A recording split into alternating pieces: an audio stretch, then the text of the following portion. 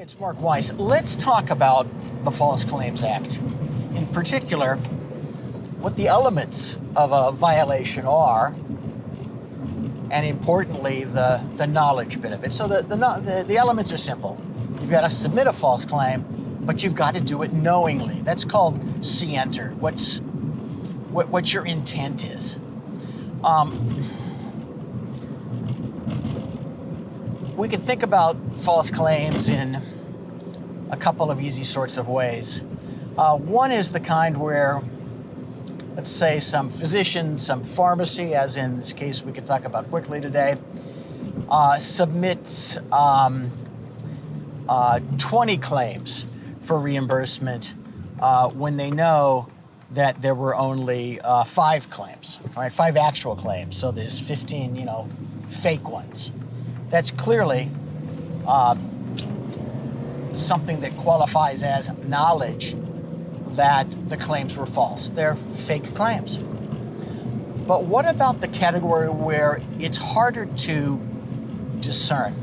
For example, and in this case, is one involving 2 drugstore chains. One of them is Super Value, and the other one is Safeway. There are markets that have pharmacies in many of their stores.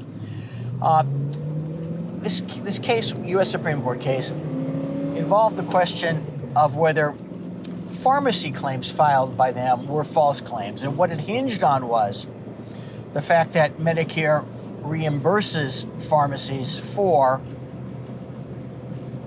the claim up to a limit. And the limit is their usual and customary charge to customers. So in filing these claims, the pharmacies have to declare what their usual and customary is. And here, so the whistleblowers argue, the actual usual and customary wasn't what the pharmacies reported. Instead, so many customers were given such deep discounts that usual and customary was a lower amount than what was reported.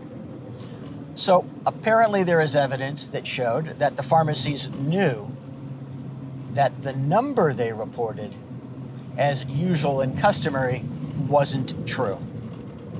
So does that make every single one of these claims false, or does there have to be a higher standard of what constitutes a false claim? Well, the Supreme Court came back and said no.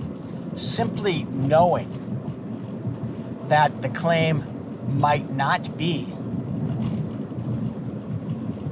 correct, knowing that usual and customary might not be what they are reporting, made the claims all false claims.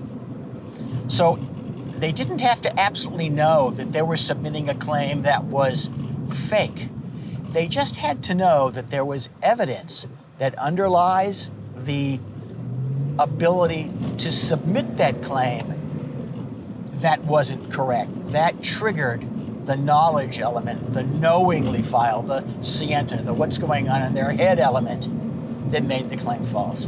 So the import of this for you, because you're probably not running a pharmacy, although a couple of you are, is that you have to be aware that it becomes easier for False Claims Act whistleblowers, claimants, to state enough to get past summary judgment in connection with their False Claims Act case, meaning that it is more likely that False Claims Act will have enough teeth to pull from you, should you be on the other end of a False Claims Act claim, to pull from you and offer to compromise. In other words, a settlement. These are civil cases. Bottom line, again, it became easier to get past summary judgment in connection with False Claims Act cases against physicians, pharmacies, and all the rest.